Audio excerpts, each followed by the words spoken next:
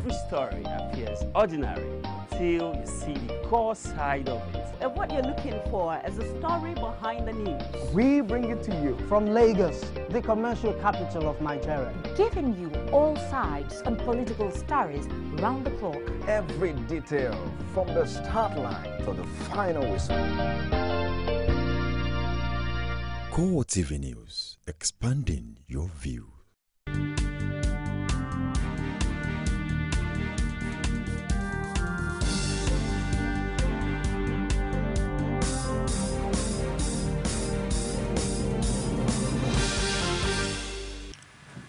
This is CoreTV News on the hour with Nifemi Oguntoye.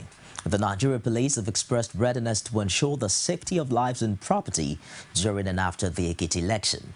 The Inspector General of Police, Mohammed Abubakar, was speaking in Ado-Ekiti ahead Saturday governorship poll in the state, warns troublemakers to stay clear of Ekiti.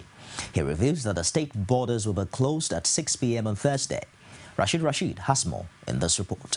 First-time visitors to Ado-Ekiti and every other part of the state are likely to feel they are in a war zone. The whole of Ado metropolis and Ekiti indeed are filled with heavy presence of policemen and soldiers, including their warlike hardwares. Beyond this, the Inspector General of Police hinted that the police will not take it lightly with anyone ready to foment trouble. All troublemakers that were prepared for this election, and we shall not and will not tolerate anybody, no matter how highly placed that individual think he is, that will come here and cause trouble. If you do so, you meet the consequences of your action. While announcing the closure of all borders in the state by 16:00 hours Thursday, the Inspector General warns those who has nothing to do in Ekiti to leave or face the music. Today is Wednesday,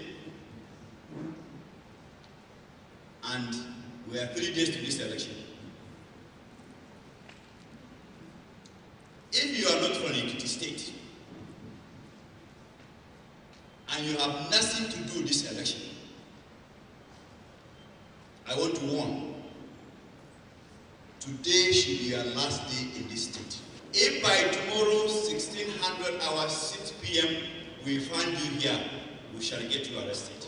He also confirmed the arrest of some people with already thumb-printed ballot boxes in the state and dismissed the prayer of the APC chairman in Ekiti on the development. And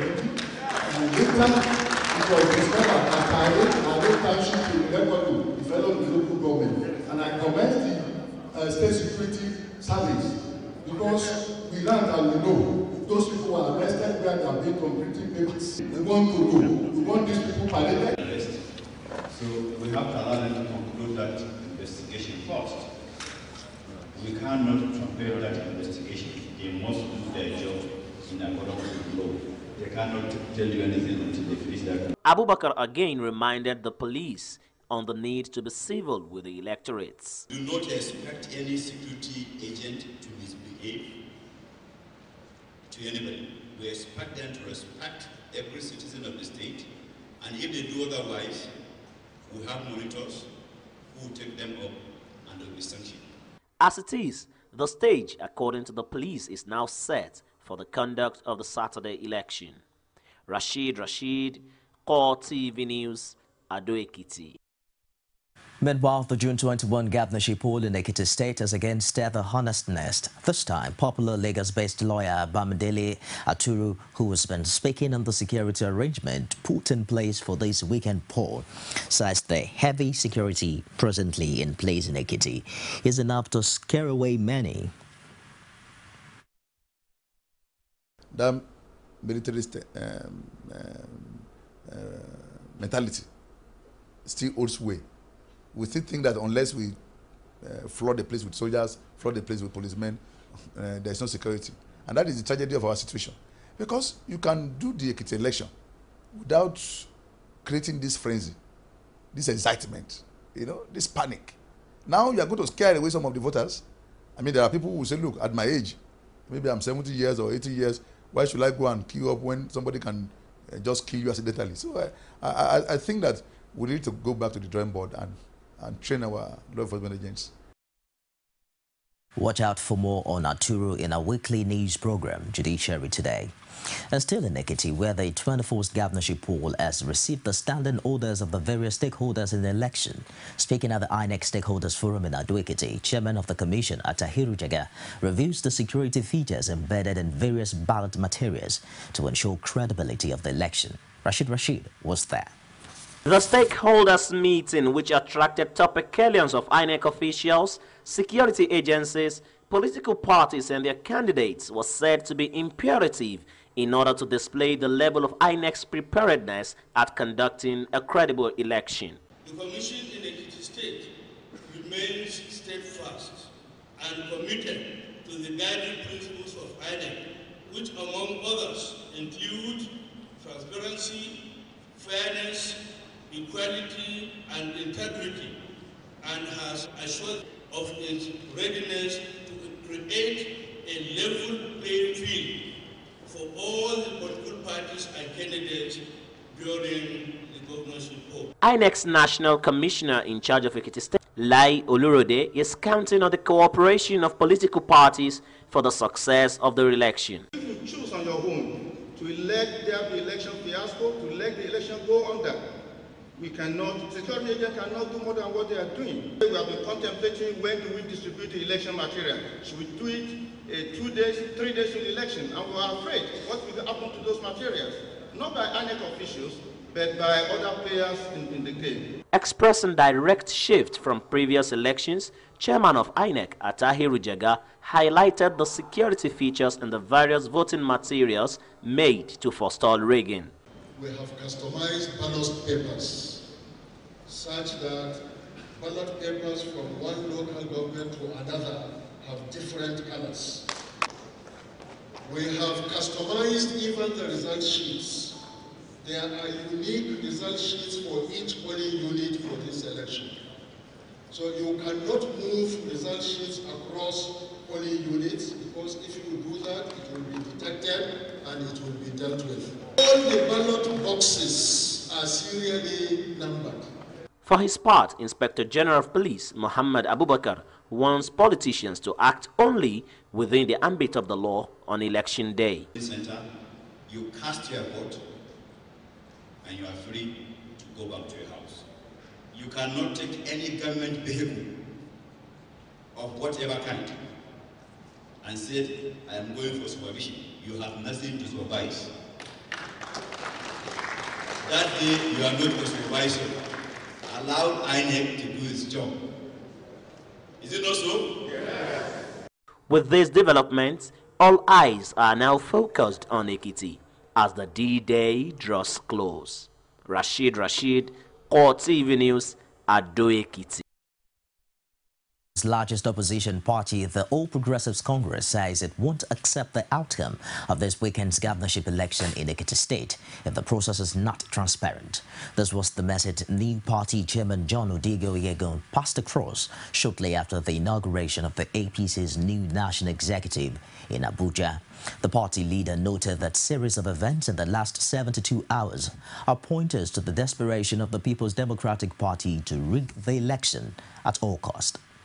It's only a few days after the APC's inaugural convention, and APC members are back in Abuja. This time, it's for the inauguration of the party's new national executives. And just like their last gathering, party supporters came in droves.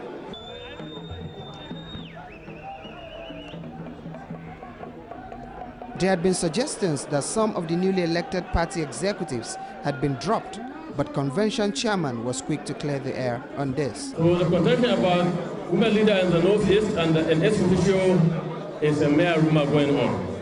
I'm not aware of it. It hasn't come to my notice. So please take that as mere rumor and just work us at time. This paved way for the inauguration of the team, and afterwards, new party chairman delivered APC's position on events of the last 72 hours in Ekiti State.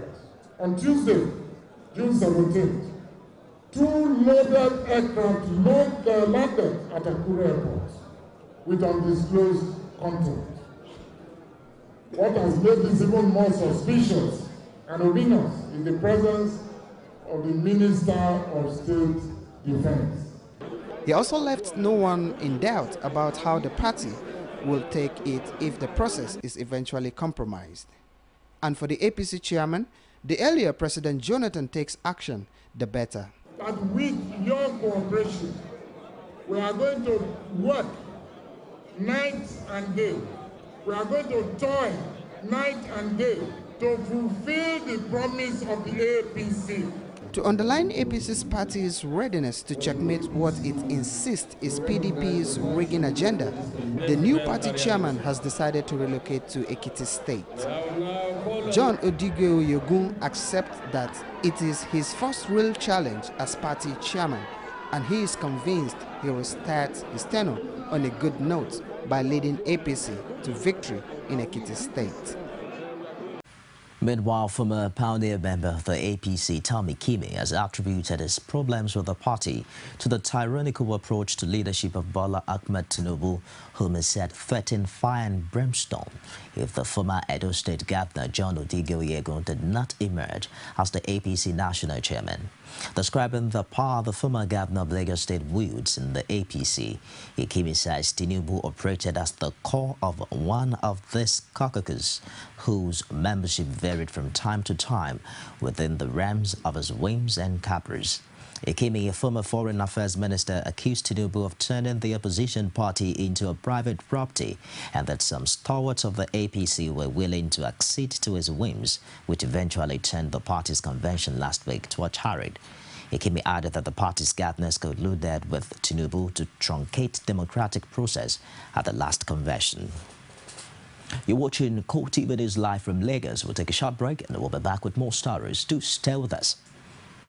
CoreTV News now provide a platform for live coverage of political rallies and electioneering campaign from anywhere in Nigeria. Political news stories, political editorial reviews, political discussions, personality profile, People's Parliament from the National, State and Local Government Assembly. Contact us now on 0803-471-8550 or 0803-724-9733. 01453-3407. Our 24-hour news station.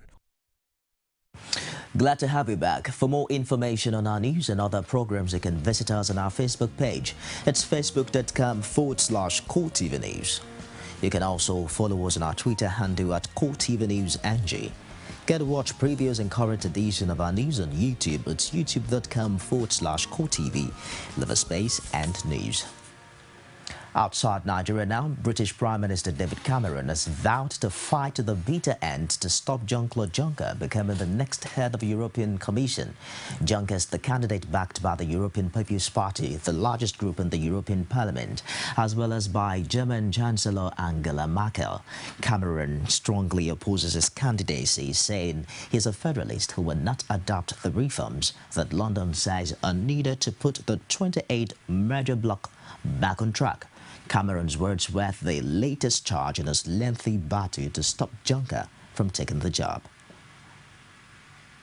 Look, there's an important principle at stake here, which is that the accountable elected members of the European Council, the elected heads of state, elected heads of government, should be the ones who propose who runs the European Commission. It's a very important principle, and I will go on putting forward that principle and opposing this process of having someone put on us by the European Parliament through a fairly strange set of elections. I'll go on opposing that right up to the end. There is absolutely no question of changing my view about that. Now, in many ways, the question is not for me. I've made clear my view. I think Europe needs reform, but I don't think it needs an effective change in the way Europe works to suddenly decide the European Commission is elected through this process of the European Parliament.